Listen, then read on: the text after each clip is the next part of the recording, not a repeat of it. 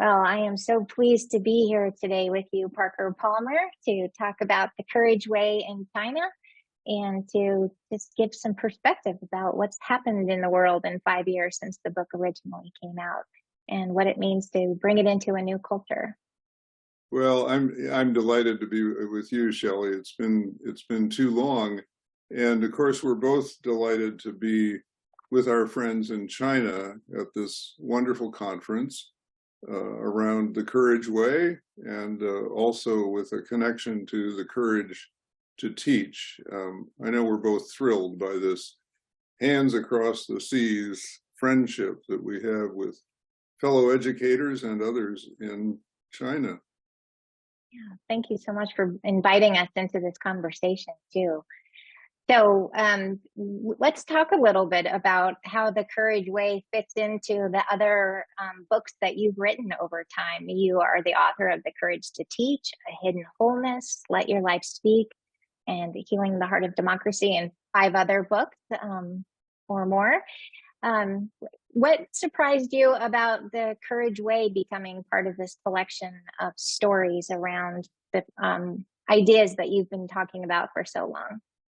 Well, since you graciously let me collaborate with the development of the Courage Way, and in the end, there wasn't much surprise because you let me into the kitchen as you were cooking the book, and it's a wonderful book. But I think one way I would put it, Shelley, is that the work of the Center for Courage and Renewal, which is reflected in the Courage Way, casts a much larger net than my book, The Courage to Teach, because the Center for Courage and Renewal reaches out to people in the serving professions of a wide variety of kinds, while my book is focused on teaching and learning, although it can also be translated into leadership, I think, and facilitation.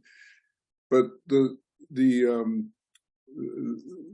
circle of trust practices that the Center for Courage and Renewal works with, and that are spelled out in the Courage Way, are really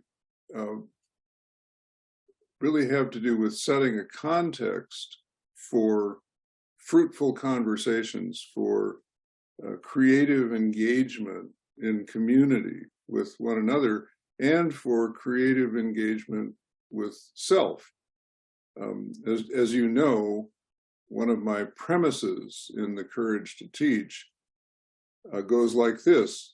We typically ask about teaching, what shall we teach? How shall we teach it?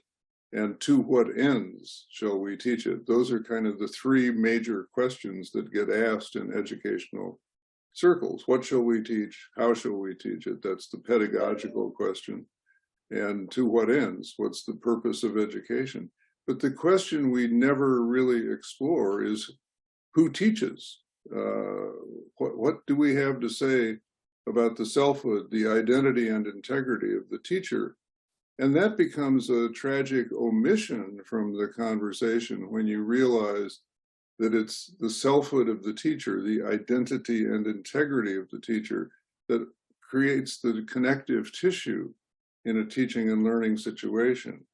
It's in that selfhood, it's in that identity and integrity that teacher, student, and subject are held together in a creative, tension-holding, fruitful, productive teaching and learning situation. So if you add to that, then the methodologies used by the Center for Courage and Renewal, which are all about gathering groups of people to explore selfhood, to explore identity and integrity, not simply to have a conversation around the edge of the communal circle, but to support everyone in that circle in a way that allows him or her to have a deepening conversation with themselves. Then you have a critical ingredient that links to the courage to teach in some pretty obvious ways. You really have a methodology for helping people explore these vital questions of selfhood that we so often ignore. Yeah. And part of our own hypothesis in writing The Courage Way was going out and interviewing over 120 people, from, including educators, but physicians and business leaders, nonprofit leaders, even people in religious faith organizations and government, and asking how do those practices then show up in life over time outside of a retreat. So the the Center for Courage and Renewal reached into each of those categories, business lines, you could say, and then sort of like a longitudinal qualitative study. What happens over time? And how did that change the way people work together? And what I found so fascinating was that when people really embody those practices, it just becomes second nature. And then great things happen in their lives when challenges arise, or when their organizations are going through changes, they're equipped to face those in more life-giving ways. Yes, absolutely. That was a very striking finding. Again, I think not surprising, because for those of us who've been doing this work for 25 or 30 years, as I have, I've known that about the people impacted by the work over that quarter century. But to have it documented the way you were able to document it is very important. And you know, what interests me about the impacts of the kind of circles of trust or circles of trust principles and practices, even if you're not in a circle, these can be applied in a whole range of life situations.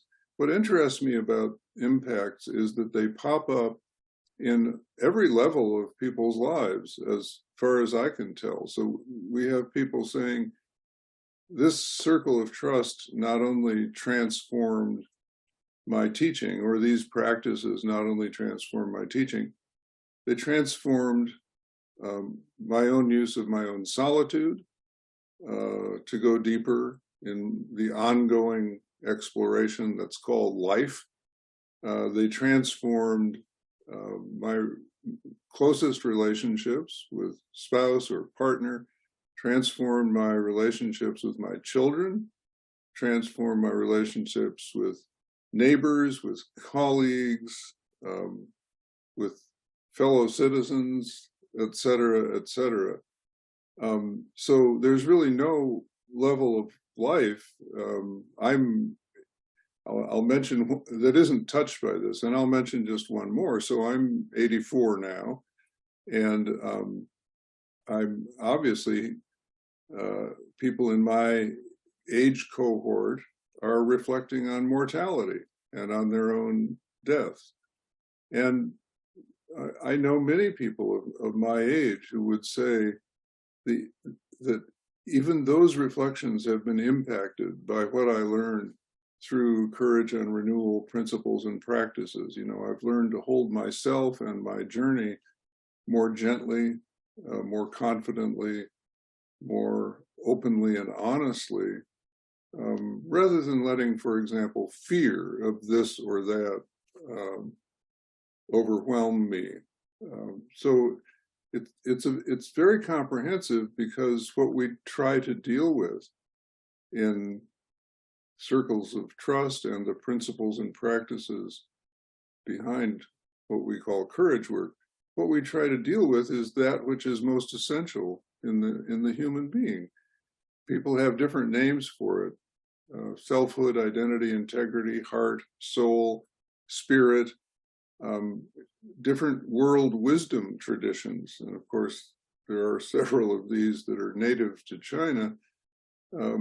Different world wisdom traditions name this in different ways, and that's just fine. Nobody knows its true name, I would say, and we don't want to cling too tightly to the language lest we lose that to which the language is pointing. But there it is, that being and human being, and of course it's going to impact everything, every level of our lives, because that's what courage work is focused on. Mm-hmm. And I wonder if you could speak to how you feel that courage work and circles of trust have translated into other cultures. you have some experience with knowing your work has reached China. What do you think is the common denominator? Well, I guess my first answer, Shelley, is I think the common denominator is the thing that I just mentioned, the being in human being. We all know that we can look around the world and see all kinds of cultural differences, right? Sort of the trappings of culture. And I don't mean to minimize them. Culture is important. So the ceremonies, the symbolisms, the language, our ways of relating to one another, et cetera, they all look very different on the surface, and they often are. And a little side note here, it seems to me that's a hugely enriching factor in life, that we all, everyone in the world kind of holds the prism at a slightly different angle, and we can see the light refracted in that prism in different ways. That's wonderfully enriching to know more about the great diversity of the human experience and to come to feel at home in it. Wonderful, wonderful feeling.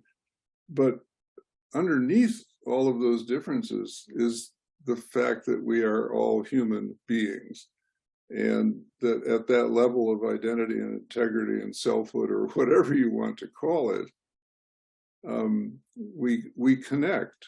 I remember once in a situation where people were basically in a circle of trust, and they were speaking out of the silence, which for us is a very important environment or context, to allow silence to fall so that people can go more deeply within. Out of that, I remember hearing a woman say, in a very reflective way, she said, we keep imagining that we will find commonality among us by going to higher and higher levels of abstraction in a sort of academic way. So the more abstract the idea, the more likely it is that we will find some sort of unity around it. But she said that doesn't work, because, now these are my words, not hers, but this is the idea, because at that level of abstraction, there's no oxygen. You can't breathe. There's nothing there to sink your teeth into. It's so abstract that it becomes kind of inhuman or even dehumanizing. She said, what we need to do, and this was the image she used, if each of us will dig deeper and deeper into our own well, we will eventually hit, she said, the living waters that feed all the wells. And that is where we will find our human unity. Well, I love that image. I mean, again, we would have different names for those living waters, right?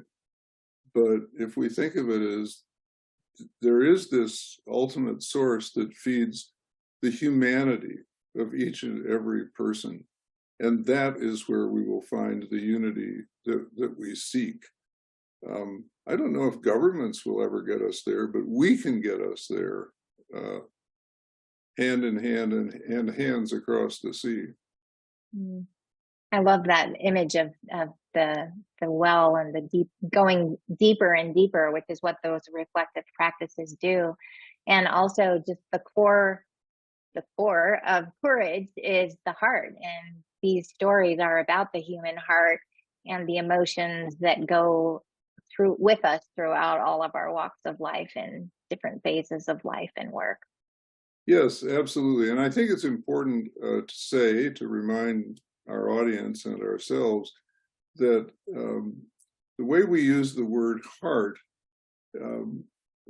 is an ancient way. In Latin, from which we derive a lot of our language here in English, the word for heart is core, C-O-R, and that resonates with core, C-O-R-E, the core of the human self. And what that has always meant to me, and used to mean in ancient usage of the word heart, is that the heart is not just the seat of the emotions. The heart is the place where all of our capacities for knowing converge. And that means not only cognitive knowing and emotional knowing, but bodily knowledge and relational knowledge and problem-solving knowledge, aesthetic knowledge, the intelligence of the eyes, tactile knowledge, et cetera, et cetera. So we're talking about, we're talking about something that neuropsychiatry, neuropsychology has revealed. And I'll quote a great neuropsychologist named Candace Pert here. On the basis of her studies, she said, the brain may occupy the top 1.5 inches of the cranium in the human body, but the mind is distributed throughout the body. And I've always loved that very simple and graphic description of the difference between a brain and its cognitive capacities and the mind that knows, which is another way of saying that knowing is full body immersion in the world, in your own experience, and with your students, attempting to bring them into that immersion as fully as you can. One of the things we know for sure is that if people's capacities, if people's strengths as knowers are not honored, if you keep it all on one channel, the cognitive, where some people excel, but a lot of people have other areas of excellence as knowers. If you keep it on one channel, you're reaching fewer students. If you can open up different modes of knowing, I'll even use the big word here, different epistemologies, something I talk about in the Courage to Teach, you are much more likely to have an impact on learners' lives across a spectrum of learning styles. That makes me think about the references to poetry in the Courage Way and the use of third things in our circles of trust, that we're opening up our hearts and our minds to a different way of knowing by introducing something else that we can have conversations about and get to know ourselves and each other in deeper ways. Yes, absolutely. And I'm glad you mentioned that, because poetry indeed is a great example of kind of non-cognitive, or at best semi-cognitive way of knowing, because it's giving us a chance to glimpse things out of the corner of our eye, metaphorically, that we wouldn't otherwise see if we just ran right at it sort of rationally. I'll give you a concrete example. Some of my favorite stories have come out of our work in Courage and Renewal with physicians. And we've done a lot of that work. We have ongoing projects with at least one major organization of physicians, the one devoted to residency education. And one of the things we've done that has really been striking for these people is that we've used poetry to address the big human question around death. And not just randomly did we do that, but we do it knowing that physicians are looking at death and engaged with the process of people dying virtually every day of their lives. But we also know from their own reports that it's one of the last things they're able to talk about.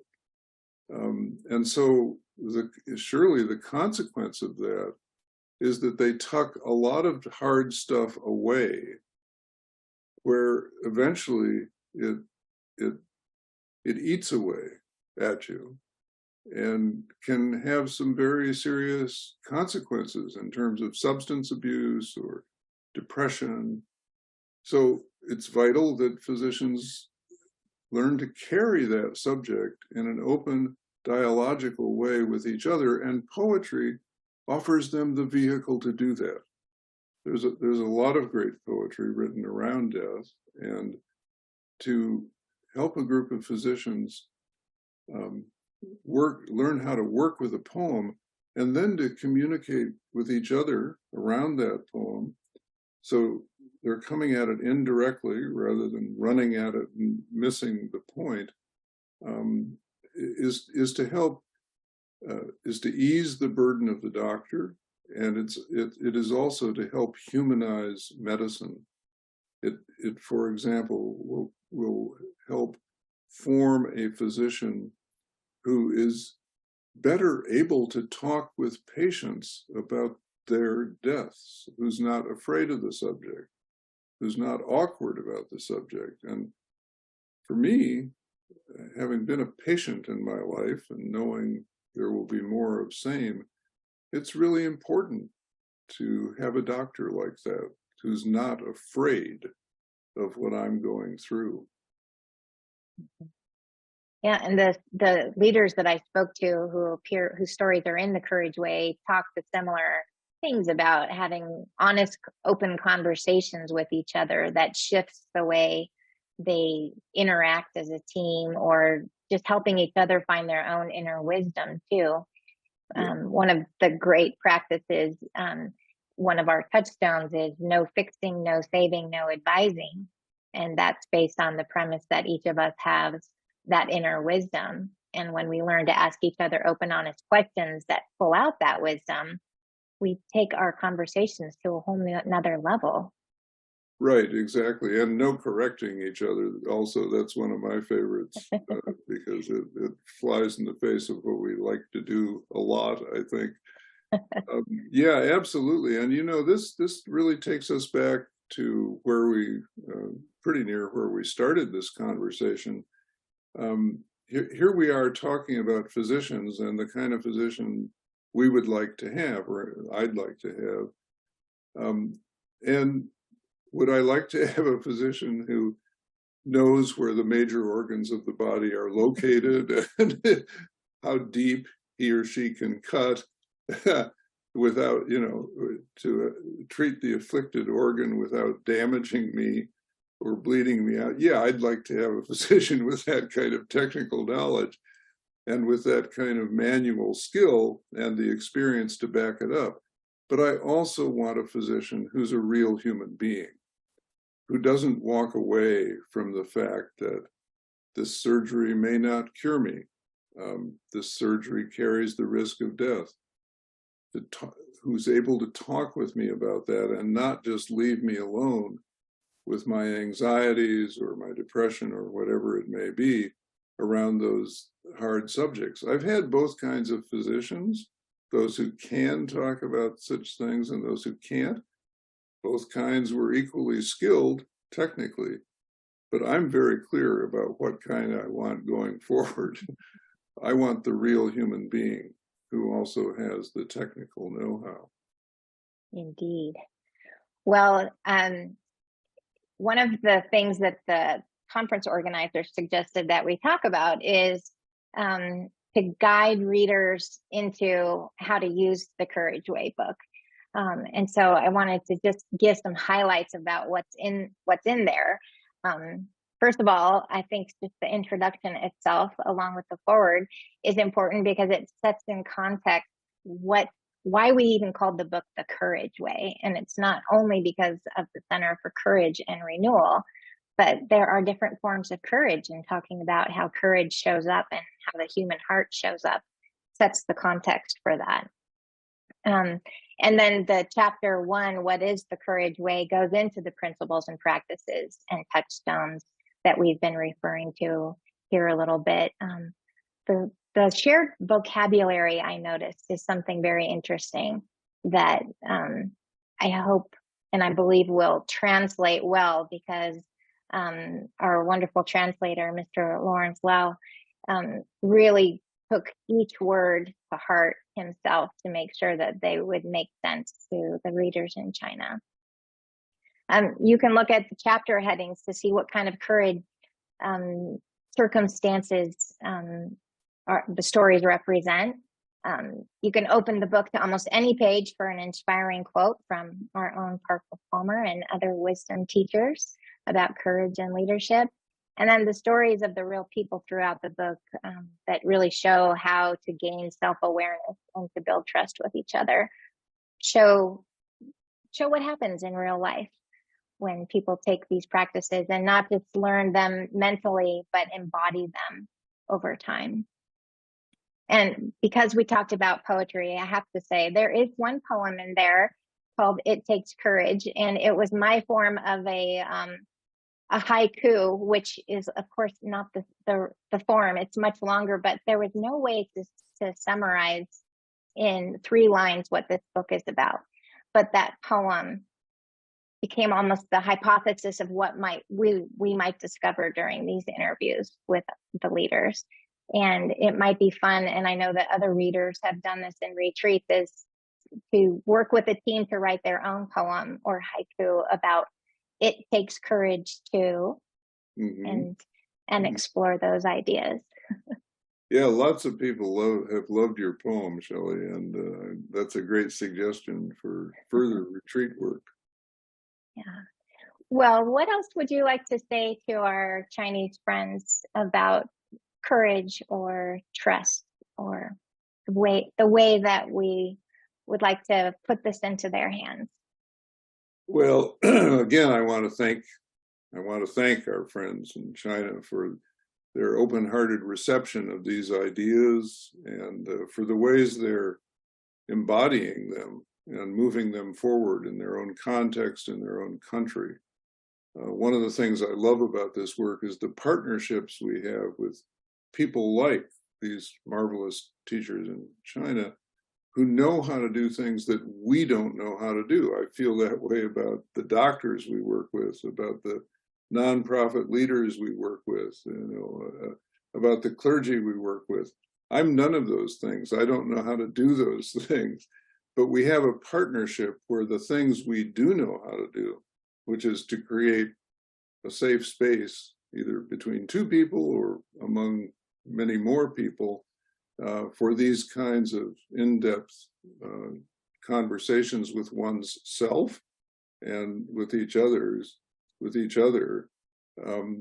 Our knowledge about how to do that can combine with their knowledge about how to execute their particular field, and the result is often quite thrilling. And I think the one more thing that I want to say, and I hope I can say it clearly, it's a powerful feeling for me, is that all of us who care about the things that we've just been talking about, Shelly, sometimes find it hard to feel at home in a world that just wants to rush past these questions of selfhood, of identity and integrity, and instead seems to value other ways of measuring the meaningfulness of what we're up to, like how much money do you make, or how popular are you, or how. So it can get kind of lonely representing what seems to be an uphill set of ideas. And when we meet with partners either this way or face-to-face, and I wish we could be face-to-face, but we meet with partners wherever in the world, in this case, China, what's happening is mutual encouragement. And so there's that word courage again. We get courage by collaborating with each other. We get courage by knowing that we are in this together. We get courage by realizing that there are very thoughtful, important, effective people in other parts of the world who care about the things we care about and who are moving forward with those things in ways that have promised to change the dance. And we could, okay, the the parts of the dance we can change are often pretty local. They're this class, they're this school, they, or this community, or this citizen organization, in our case, within this community, whatever it may be. But that's how you get to larger scale systemic social change.